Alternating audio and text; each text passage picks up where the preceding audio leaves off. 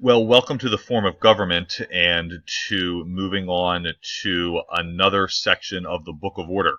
So we'll cover all four sections of the Book of Order. They are all deep and rich, and we could spend a lot more time in the theological foundations for polity, particularly unpacking those sets of principles and what they mean for ministry and how we are together. A reminder that as you move through the other three sections of the Book of Order, the form of government, the director for worship, and the rules of discipline, we should be looking to see how this foundational section is lived out in each of those other sections. And I would encourage you to do that so that you're thinking back towards the foundation section. In terms of the exam, I encourage you to know that foundation section, to be able to go back to it. It's how we shape culture and not just do strategy. It's how we talk with one another about what to do and not just find rules. And there's been a movement in the Book of Order to move from it having just be a rule book to having it be what sets the parameters in the culture as we live together as a church. So the form of government begins with congregations. This is a shift from what it was before, and it's important to note that the life and mission of the Presbyterian Church begins with congregations. It is our primary way that we want to be in and for the world. As we go through these videos now, I'm going to try to highlight some things that I think you might have questions about, but not just talk through everything. And I'm going to count on you to have read the section, and then we'll interact about any questions that you might have or things that I don't cover, which I'm, again, happy to answer any questions about things. Notice in this that the mission of the congregation, we start with the mission of the congregation, just like we start with the mission of the church in the foundations section. And the congregation is supposed to engage in the mission of God in a particular context. So a particular location, we're to look around and say, well, what is God doing here?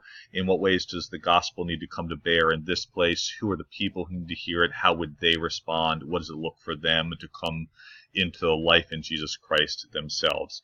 And I want you to note in this that it says that there is a primacy to the congregation, that it's the basic form of the church, and it's what we want to be supporting.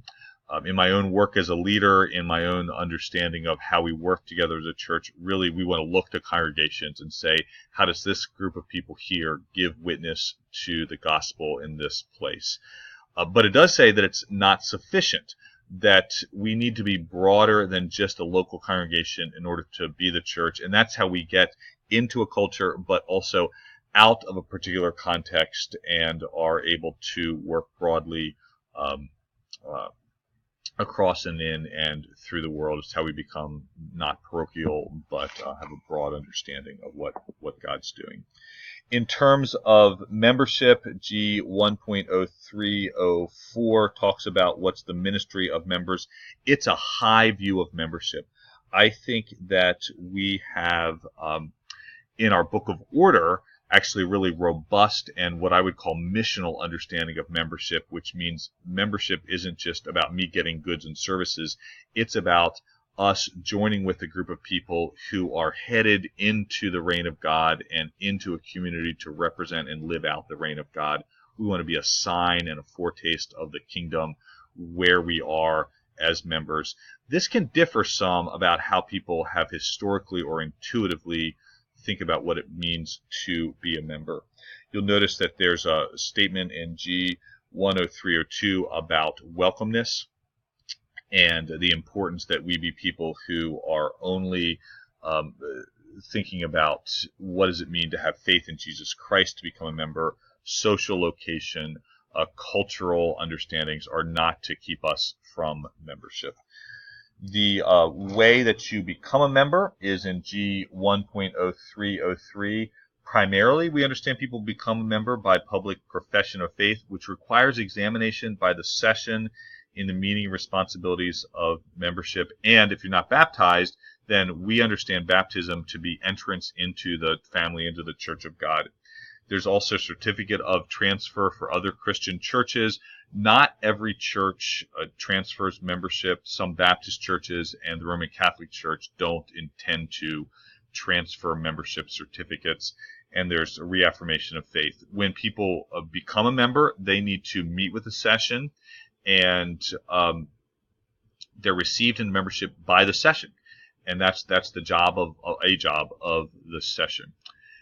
There's a requirement, particularly if there's a public profession of faith, for there to be an examination. Most churches do some kind of class where people are given a chance to get to know the church and to learn about Presbyterianism and to learn about membership. When I was moderating a session, we always had every person coming answer the membership questions, whether they were answering by transfer or not. We had everybody come to a class, whether they were joining by transfer or not, as a way to shape and form people into and for the way of Jesus Christ in this particular location.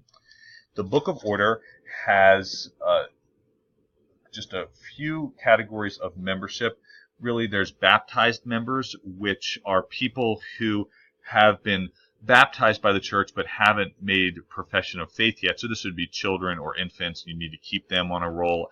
And then there's active members, who are people who have made profession of faith, been baptized, are actively intending to be a part of the church. And there's an affiliate member. Look at that. That's primarily thinking if there's someone who is in an area only for like a part of a year, or maybe a college student who says, I'm going to live here for a couple of years, someone who has moved for work for a couple of years, and they say, you know what, I know I'm not going to be here for a long time, but I want to connect myself to this congregation, but I know I'm headed back to another congregation.